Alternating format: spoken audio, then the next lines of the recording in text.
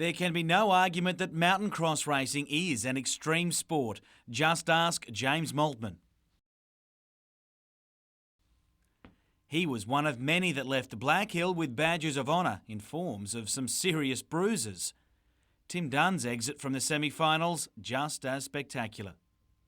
Luke Medill stayed well clear of trouble in the men's final to take the title and clear the dust from the winner's podium. Still on two wheels, but a whole lot quicker, and world champion Jason Crump has added the Australian Speedway title to his list of credits after the final round was completed at South Australia at the weekend. To the beach, and Central Coast Cruise dominated the feature divisions of the Regional Surfboat Series. In the Open Women, Redhead and Avoca got to renew their rivalry, with the latter dominating the heats before taking the final. Redhead, though, still leads the overall point score. Dixon Park began the round leading the A men's division, but again it was Avoca who overshadowed them. The state representatives, Avoca, showed their class as they continue preparations for the Nationals in Adelaide to beat home Nobbies in the final, while Dixon Park's fourth saw their overall lead cut to just 1 point with 2 rounds remaining.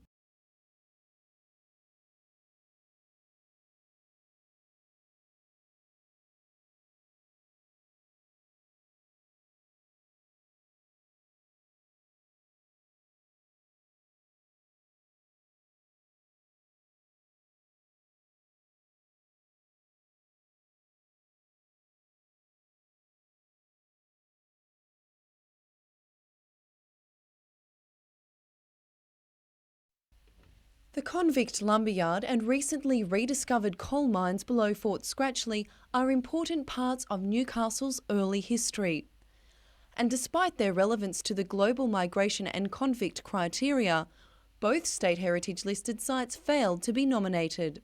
It's a blow to the Coal River Working Party, which today met to finalise a draft for a national heritage listing of the Coal River precinct. We've uncovered some remarkable things with regard to Newcastle's convict history, including our first coal mine, the fact that the first coal export came through the city and the harbour.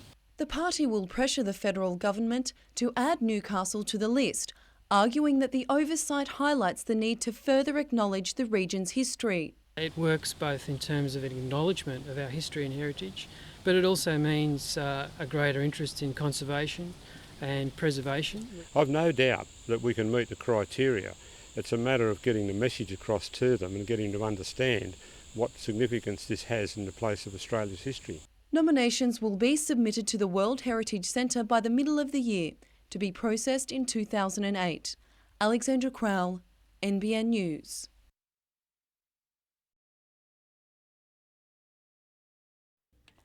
Much like the first day of school, there was trepidation and excitement for Doug Parrish this morning, arriving for day one as the Chief Executive of the Hunter Business Chamber.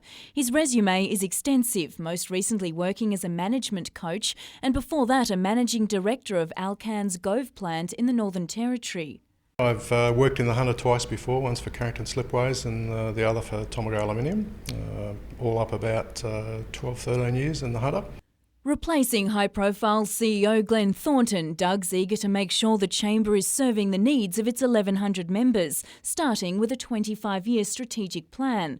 And while he's only been in the job for a day, he's already aware of the pressing issues. With the state election in March, Mr Parrish is striving to ensure the Hunter is properly resourced, particularly with improvements to transport, road and rail infrastructure, and that Newcastle CBD also receives attention.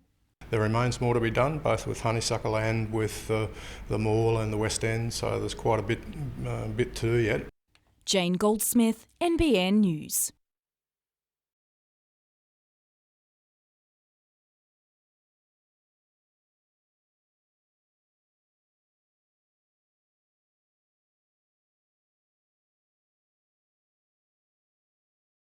It offers a continuous and sustained exposure to mental health throughout the program that will leave people very well prepared to practice in a mental health area.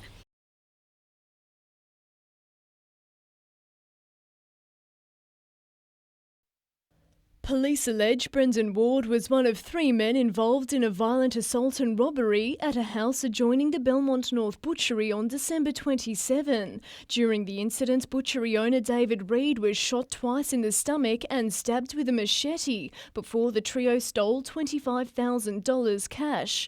The 27-year-old today appeared before Newcastle local court, charged with the attempted murder of Mr Reid and a second count of aggravated break and enter. He pleaded not guilty to both counts and applied for bail, which Magistrate Richard Wakely refused on the grounds of the serious nature of the charges. While police concede they don't know what role Brendan Ward played in the attempted murder, they claim to have strong evidence linking him to the violent crime. The prosecution told Magistrate Wakely police had phone records and recorded conversations between the 3 men and had found a machete used in the crime. However, defence lawyer Nick Moyer called the case legal nonsense, arguing Ward was not living at the premises where the machete was located. Mr Moyer also said police had no evidence of Ward receiving any of the stolen cash, nor was there evidence of Ward discharging the firearm. The case was adjourned until March. Madeline Bond, NBN News. The overnight trip back from Perth is never fun, and Jets players arrived ready only for sleep. But dream finishes came last night. Joel Griffiths still on a high after his injury time heroics.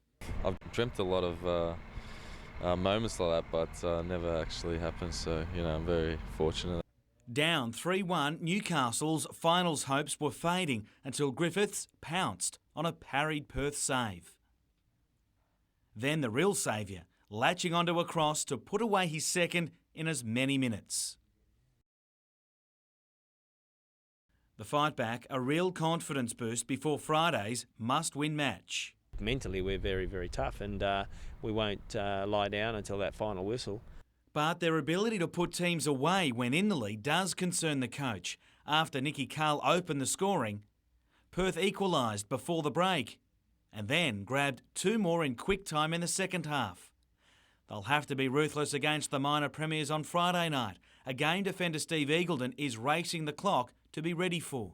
Stretch it off last night, he remained optimistic today. Well, the swelling went down pretty quickly.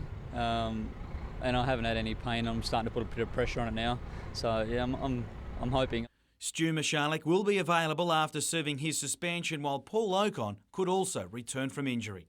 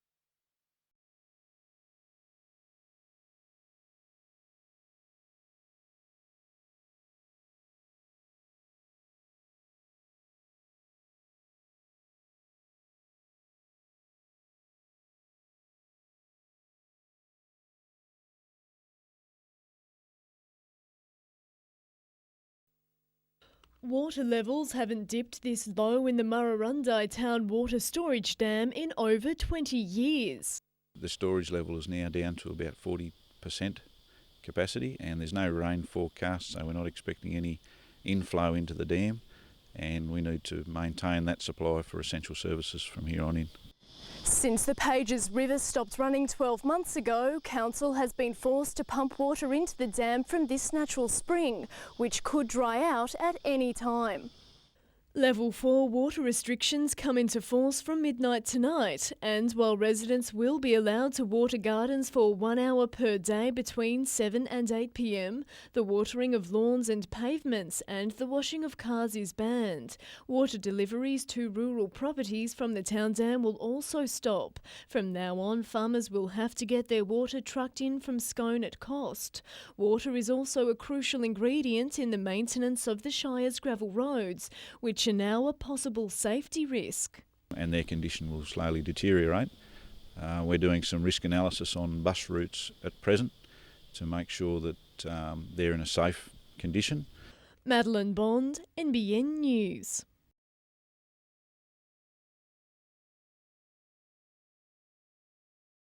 We'll be doing that before the end of this month with the 750 extra police that are coming on board in New South Wales. The deployment will be up to the local area commander.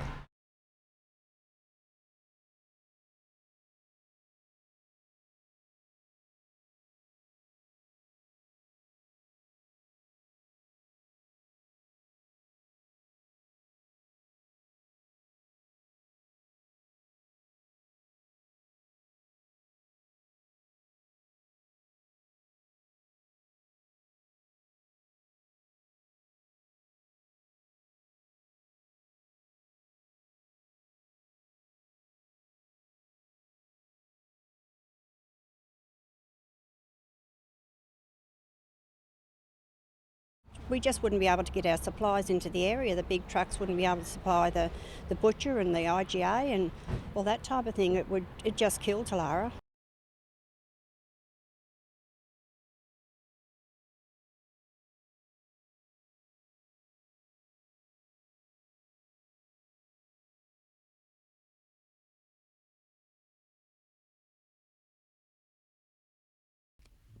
Flowers for a more formal introduction as Nigel Griffiths reunited with Matt, Monica and Bianca Dillo.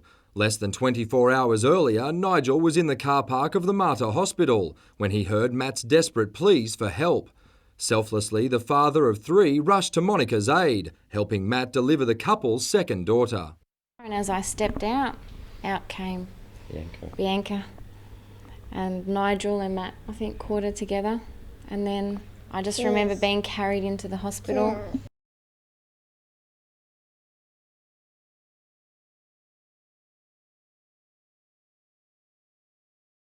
Nigel says the delivery wasn't without complication. When the baby came out, Monica's water all went over me and over my thongs, and as I was trying to carry her into the emergency ward, I'm slip-sliding around. An anxious Matt today happy to reflect. I feel fortunate that we got to a hospital in time with help there rather than on the side of the road.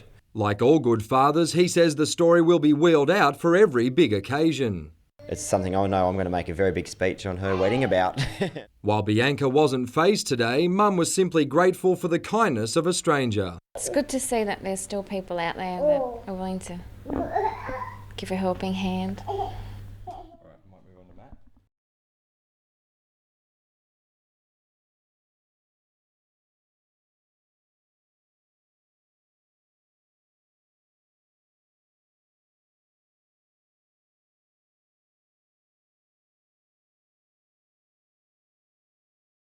Make a fist, look forward, just place it where the sun just sets, and then turn with your thumb raised, turn it slightly about 10 degrees to the left, and that should be roughly the position of where the comet is.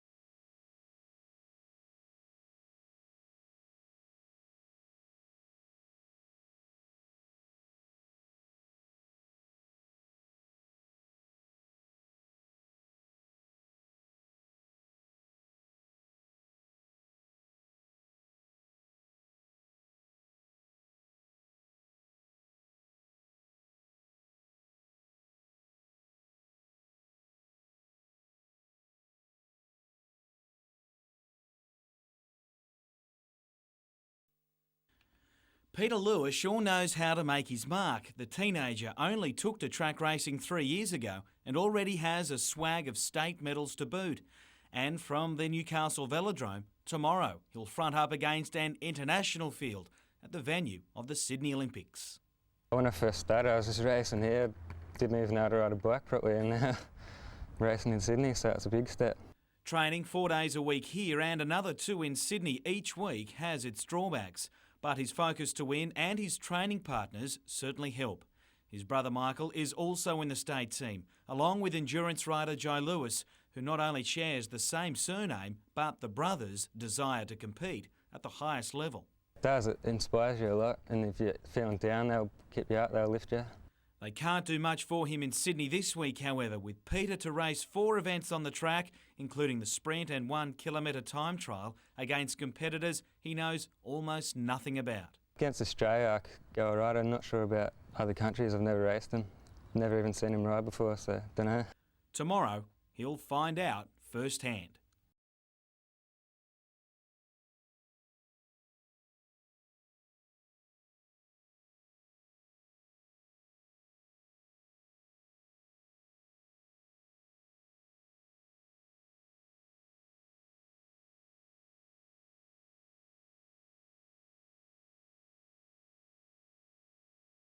Come second when I was 12 and third when I was 13, fourth when I was 14. Hope it's not fifth, first.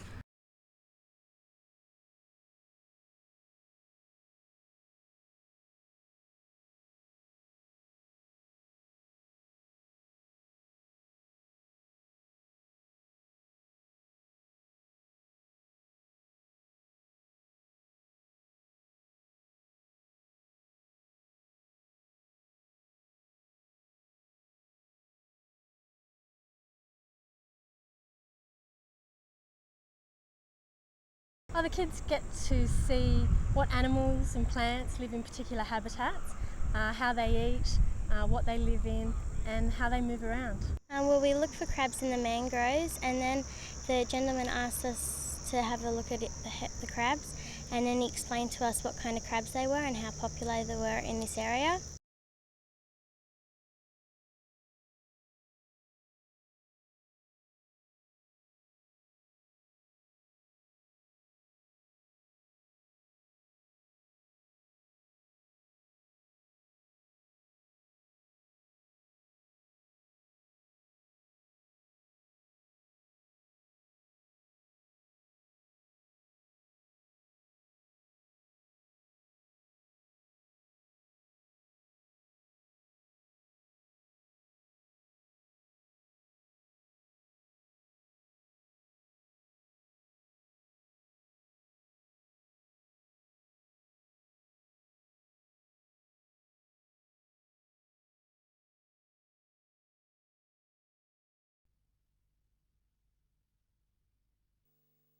For the past 5 years, services operated by Newcastle buses haven't been quite as efficient as they could have been. State Transit says current timetables are to blame, with longer than necessary times allocated between bus stops.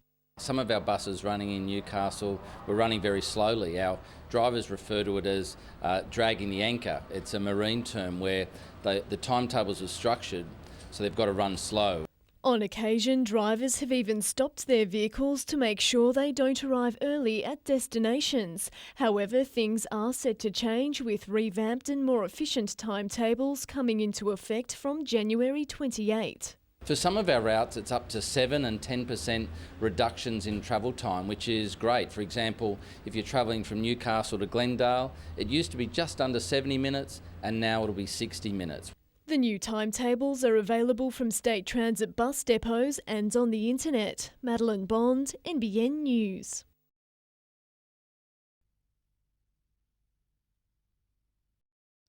The graffiti attack happened on Saturday night after volunteers at the historic Richmond Vale Rail Museum had locked up the site. Damage quite extensive, 4 rail cars, crane, 3 coal hoppers.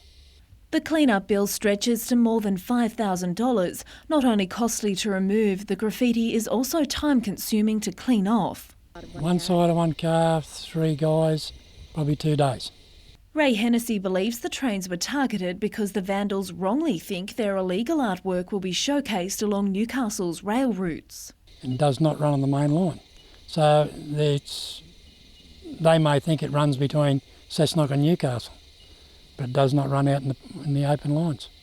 Operators now plan to employ a security firm, a cost they say will set back plans to fund an extension of the rail line to Western. It's cutting into our finances. So the more we've got to spend on this, the longer it's going to take us to get there. Ray Hennessy has this message for the vandals. Get a life, because you're destroying ours. And promises this if they're caught. Police will be involved, and they will be charged.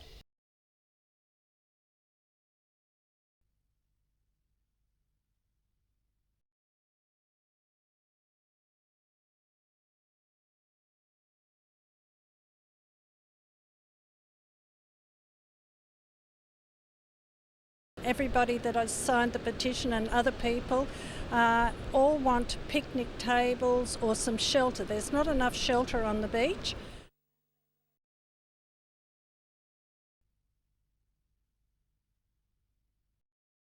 For most children, the first day of school is a huge step, but it's one that's an even bigger hurdle for 5-year-old Emma Ellis. She is believed to be the only person in Australia to have the extremely rare Laron syndrome. The condition means that she isn't much taller than her backpack, which she was today readily packing with her sister Jessica for her first day at Stanford Merthyr Infant School. She can go one day a week to school, and if she gets tired, they'll have a special little bed for her, and then she'll go 4 days a week to Prelude. But it's not just the fully laden backpack little Emma will have to carry. She also has to wear this heavy feeding pack which distributes milk to her tummy via a tube and face daily injections of growth hormone from America. She says, oh, no more bees, no more bees. She thinks she's going to have a bee sting. And any nurses or doctors come. But there may be more to come. Doctors will decide at the end of the month if she is to have any more hormonal growth injections. For now, though, the focus is on getting through starting school, an anxious time for any parent and even more so for Emma's grandma. I just hope, hope everything's right for her. Christy Carter, NBN News.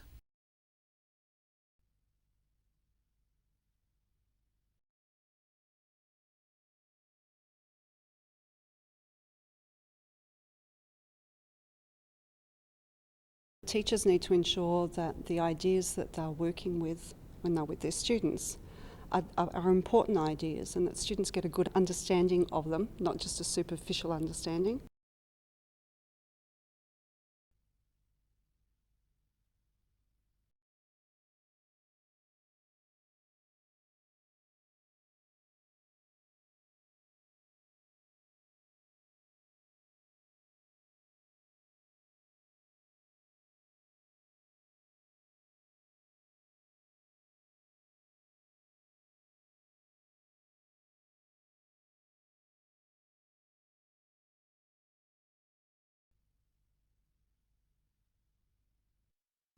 Steve Eagleton gave everyone a scare when he injured his knee in Sunday's draw with Perth. Thankfully for the Jets, though, a scare is all it was. I just jarred it a bit.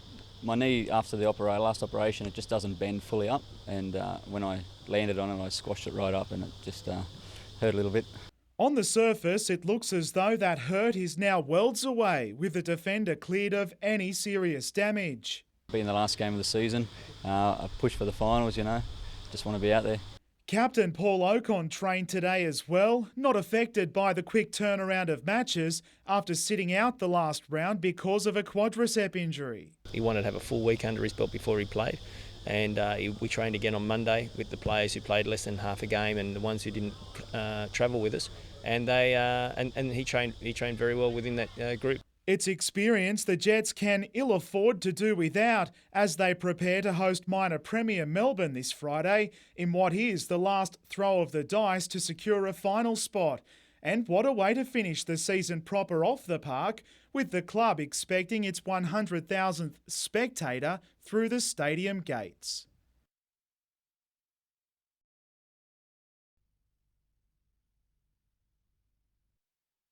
Rugby league and greyhound racing are poles apart, yet the pair represent a new sporting partnership at the Gardens.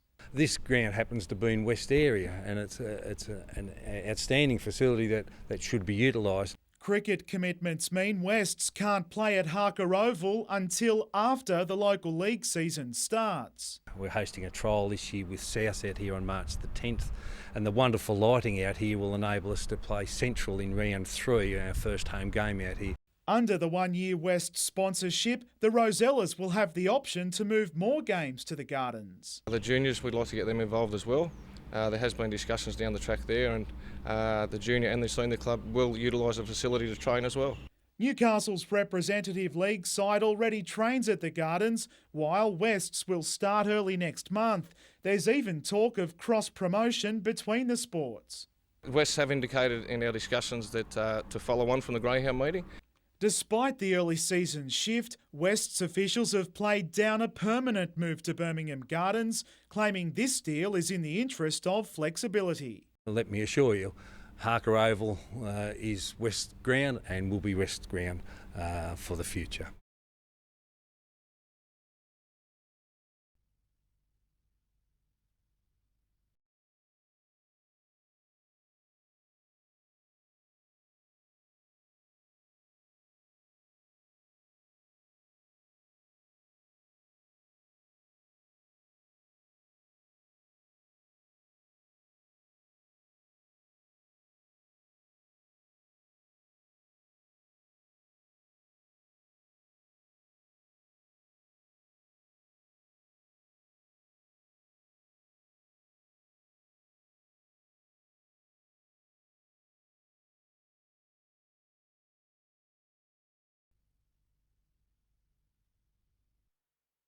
Currently, over 50 coal ships are anchored off Newcastle, and the wait to be loaded is around 18 days.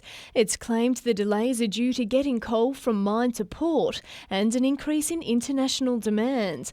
Coal and Allied says the queue has had a sharp impact on its half-yearly earnings to December, cutting profits by over 50%.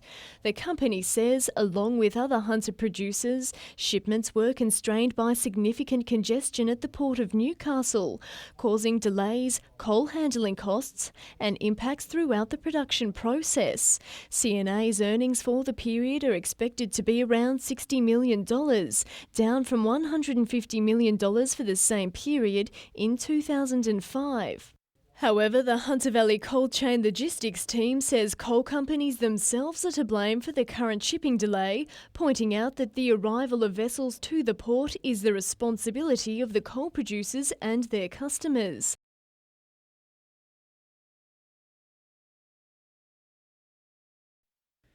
It's a barren block of land now, but within potentially 2 years, the building earmarked for this Steel River site will bear the fruit of forward-thinking people. There are larger industries that are working very actively in research areas of energy and working with CSIRO. They would want to be as close as possible. They will be. The CSIRO is next door to the planned $100 million facility, the likes of which we're told the Hunter's never seen, with the precinct itself using new technologies to conserve water and electricity. 1,200 jobs will exist. Just who will take up tenancy, though, is a closely guarded secret, with the space reserved strictly for research and industry development. If you're an insurance company or accountant or lawyers, it's not that we don't want you. We think there are other places in Newcastle that you'd be better served by. The development is yet to be approved by council. Being offered a place at university is no doubt an exciting time, but especially for Raymond Terrace's Veronica Smith. In December, the 22-year-old was told she'd been accepted into the Australian National University's medical school, only to learn that a mistake had been made and she hadn't made the cut.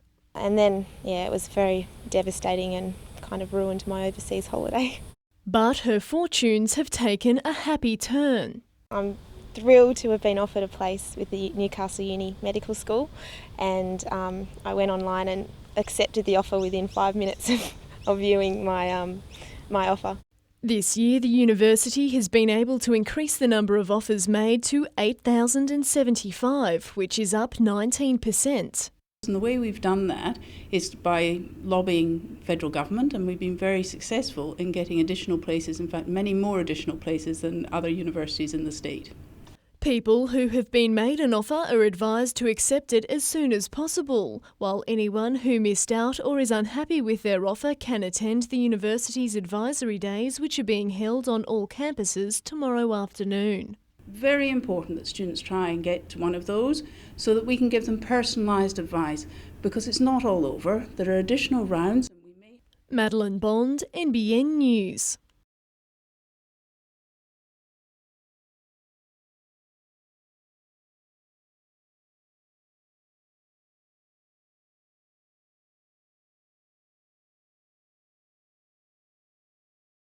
We're looking at an extra 30 place for Raymond Terrace to bring it up to a local area command, and we're looking at a final strength at Tanilba of 10 place.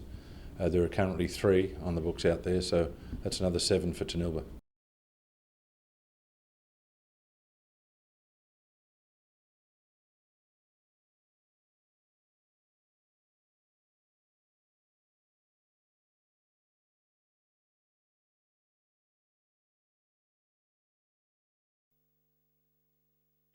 This amount of water was flowing into Ironbark Creek today through just one half-opened gate. So imagine what it'll be like in a few months when all 8 gates are open. The gates were installed in 1971 to protect nearby grazing land from flooding from the Hunter River. But the lack of tidal flows has slowly killed the wetlands. $6 million of state and federal money has been spent buying out the graziers, and soon the water will flow again. It means that the water level will change in the swamp. The fresh water will be replaced by salt water, and that'll allow the mangroves to return, the salt marsh to return, and the migratory water birds will have the habitat that they had back in the 1960s. It can't come fast enough for fishermen who say the swamp is a vital nursery and makes up 20% of the entire Hunter River estuary. And that particular swamp there is the only place in the Hunter River where king prawns are mature. Kooragang project of 1,500 hectares and this project here of 1,900 hectares together represent the largest wetland rehabilitation project in the Southern Hemisphere. Paul Lobb, NBN News.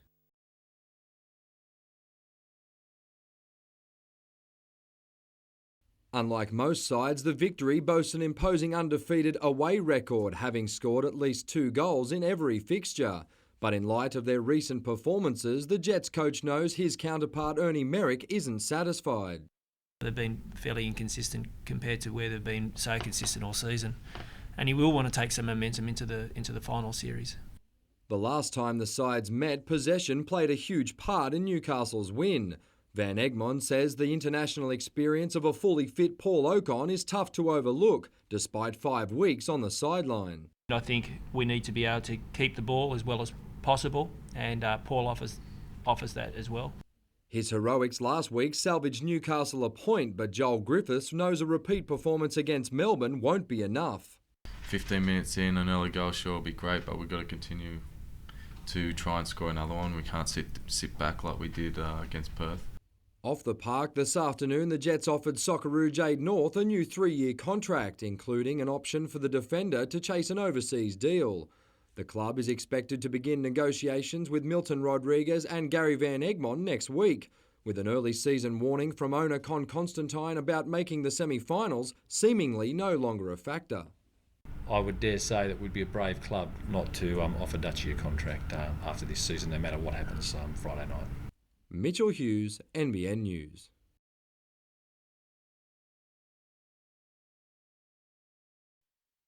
It's a rare day when the flags aren't flying at Belmont, and the strong nor'easter made the course that more familiar for the amateurs who keep coming back. If the wind gets up, it can be really tough. We can get up to a 4-club wind out here, so it makes it really tough scoring.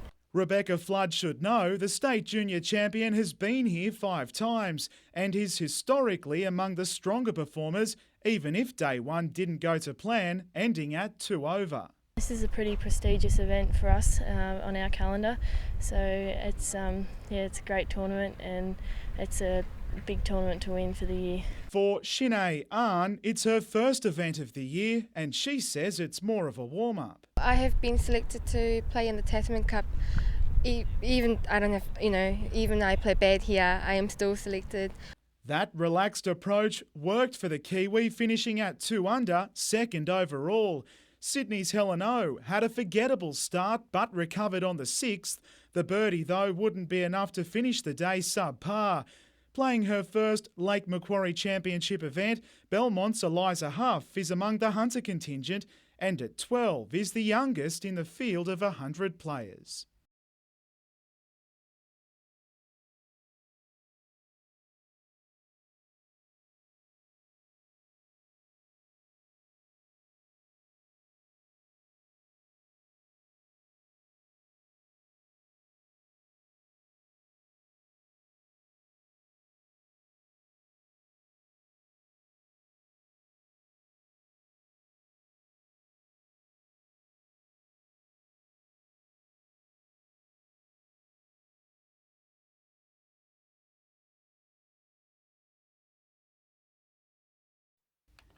This idyllic point on Lake Macquarie was the scene of a shocking accident this morning. Police and ambulance officers arrived to a traumatic scene as family members and witnesses stood in shock, trying to comprehend what had happened. The 51-year-old woman from Victoria was being towed by a ski boat driven by a family member. It's thought the woman fell back into the water and the boat went to retrieve her, but when she attempted to climb back on board the boat, she was gashed on the stomach and leg by the propeller. At some point the propeller of the boat has come into contact with the 51-year-old woman and she's received fatal injuries as a result of that contact. Family members tried CPR but the woman went into cardiac arrest and died a short time later. A scientific examination will be carried out and to be able to determine exactly what has happened. With the scene cordoned off, detectives from Lake Macquarie and Newcastle forensic officers conducted a detailed investigation of the accident.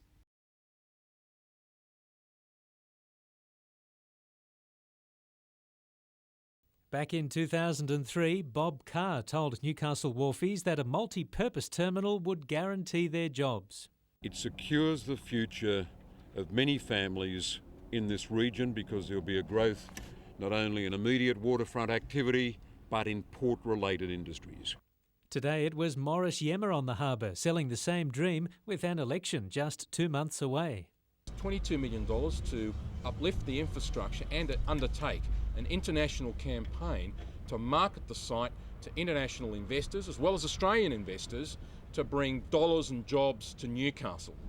The government has promised to do up one of the old BHP wharves and 150 hectares of adjacent land, making it suitable for a private company to lease. But with recent upgrades at Port Kembla and Port Botany, Newcastle's chance may still be years away. For example, Newcastle, when Port Botany reaches its capacity for container traffic, it'll be Newcastle. In the meantime, it seems that growth in the coal industry will continue to create jobs, with world demand at record levels and plans for more coal loading facilities in Newcastle Harbour. Paul Lobb, NBN News.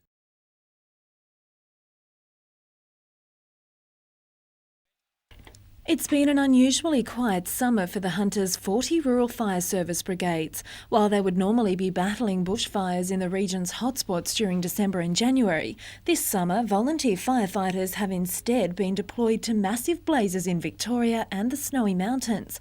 But on the home front, the RFS is now bracing itself for the coming weekend, with a potentially disastrous cocktail of high temperatures and strong winds predicted. Obviously we're still in a drought and we haven't had the normal rain that we'd expect at this time. Hence we're looking at this weekend going into some fairly hot weather with strong winds. So without that rain it's quite a volatile situation. All fire permits in the Hunter have been suspended as of today, the service warning people to be vigilant and prepared. Have a look around, make sure the gutters are cleared of leaves and debris, a general clear around the property so backyards are clean, there's no wood and leaves lying around that a fire can travel in. Christy Carter, NBN News.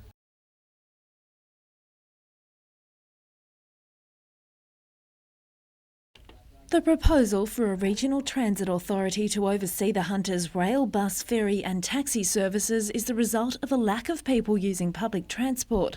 While he today welcomed the proposal, the Premier was quick to reinforce that the state government is adequately managing the Hunters transport system. The changes to the buses that have been made are all about reducing times. That's about improving services for the people of Newcastle. But the Hunter Business Chamber says more needs to be done. We're saying that the true areas where people want to go, such as the university, the TAFEs, and the hospitals, and even include the airport in that, are not being adequately serviced by public transport. Improving rail infrastructure is at the top of the agenda, followed by additional transport services for the 900,000 passengers who use Newcastle Airport each year. It's an election in March, and so therefore this is a great opportunity for us to collectively ask our candidates as to what they're going to do for this transport area. Christy Carter, NBN News.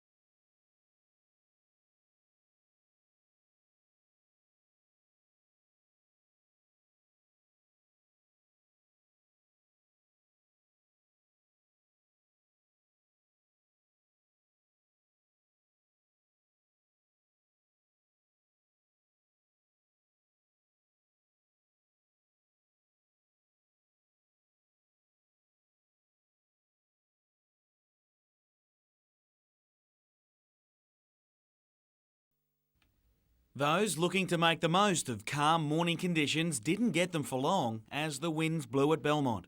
Coonabarabran's Rebecca Flood was a perfect example as she matched her opening round score of 75 to be 4 over. Today was a little bit more comfortable. The wind didn't get up quite as bad, but 75 is not too bad. Sue Fairhurst is the first to admit the opening 2 days haven't been her best, but it's all a part of the former Muswellbrook player's long-term plan to turn professional. A silver medalist at the Sydney Olympic Games, this former softballer switched to golf less than 3 years ago and already plays off a handicap of 3. You get the feeling a pro career is on the cards. Frances Bondad coped with things better than most with some solid play in her second round.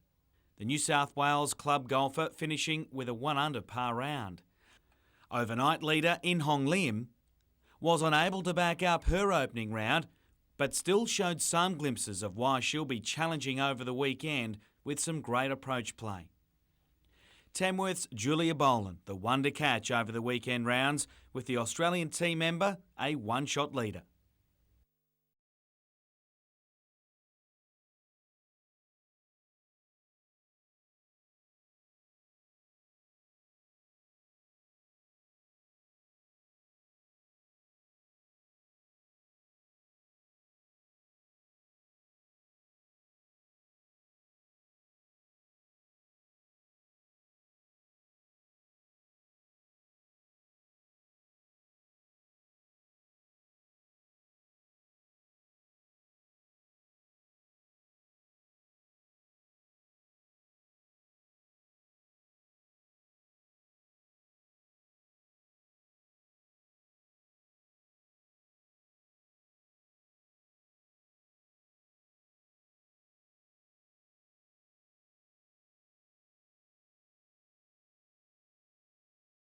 And it could be argued that in the past, governments have sort of ignored Newcastle, so it's wonderful to see the government supporting this event.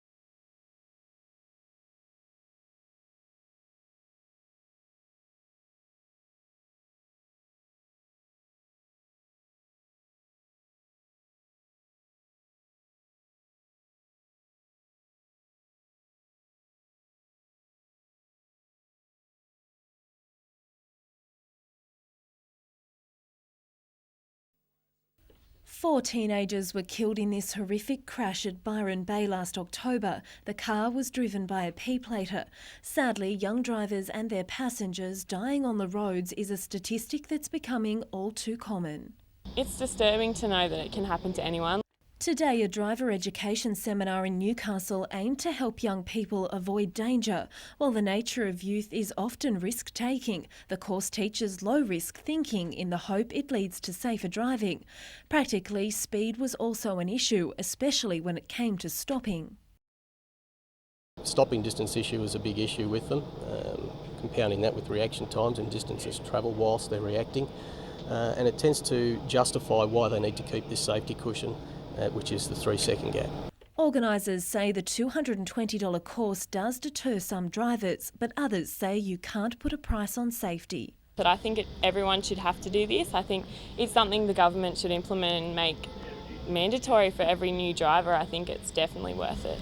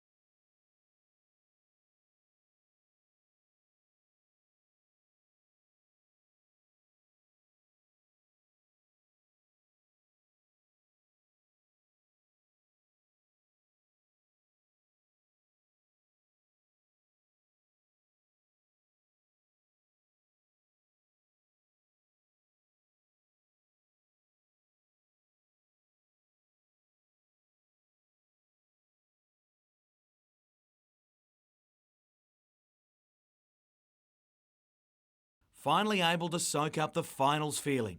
The Jets completing what most only dared dream. After their tumultuous start to the season, they've now reached the playoffs. It's a good test of character to see how tough they are mentally as well. And it's good to see when the pressure is on that they can come up with the goods. Spectacular was another way to put it. Mark Bridge scored a double. And while he owed plenty to some shocking Melbourne defence, he still came up with the perfect finish. Last night it was just a right place at the right time sort of thing. I mean, they stuffed up for both the goals. Vaughan Coveney's first goal since October was all class. His finish matched only by the celebrations. While Bridge let his chance to grab 3 drift past for Joel Griffiths to add to the count. An unbelievable scoreline, leaving one camp ecstatic. The other fighting amongst themselves. Melbourne skipper Kevin Muscat leaving the pitch only to be forced back by his own bench. It didn't matter. Newcastle sealing a final spot and the coach his job long term. And just in time too, with reports Van Egmond had been sounded out by Sydney FC for next season. But that all takes a backseat now until he returns to work on Monday. And I've got the opportunity tonight to go and watch my daughter play, and it's a good weekend.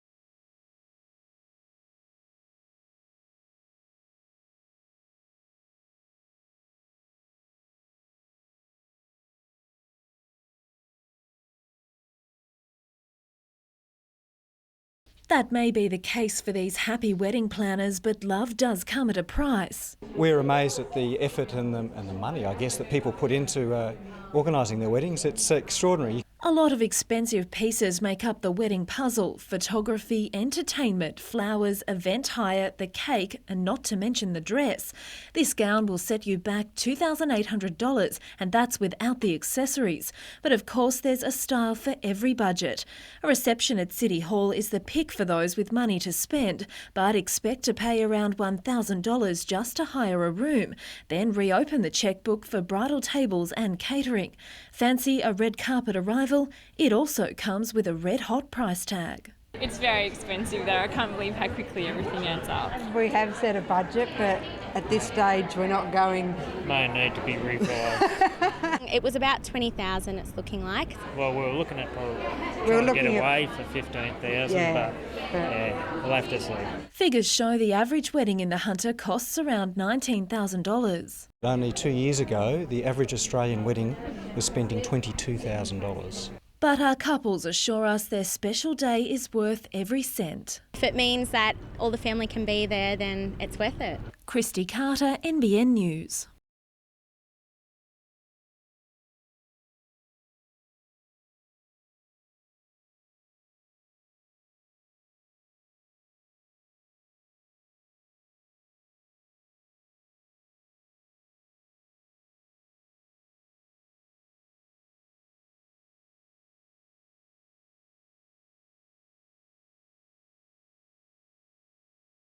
It's not going to get any worse, so I'll just tape it up and I'll be right for the weekend, for sure.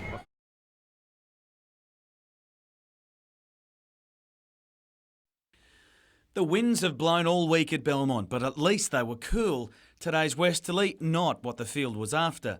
The scoreboard indicated this was going to be a two-horse race, with Stephanie Na and Julia Boland starting the final round as joint leaders, some 5 shots clear of the field. Boland made the first move, with the Tamworth golfer dropping to 6 under with a birdie on the first. South Australian Stephanie Na had a horror opening to her final round though. Her course record round yesterday quickly faded as she gave up 4 strokes in as many holes in a real shaky start. Representing the shaky Isles, Shin Ayan was hoping to stretch the Kiwi trend of winning this title to 3 consecutive years, and birdies on 2 and 4 wasn't hurting her charge for the outright lead. Her run was aided as the leaders began to struggle. Boland's game literally hit the skids.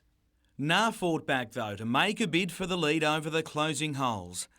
But it was Ahn who closed it out on the final hole to beat the South Australian by 1 shot with a final round 70. The effort making her the 3rd Kiwi in a row to take the title back across the Tasman.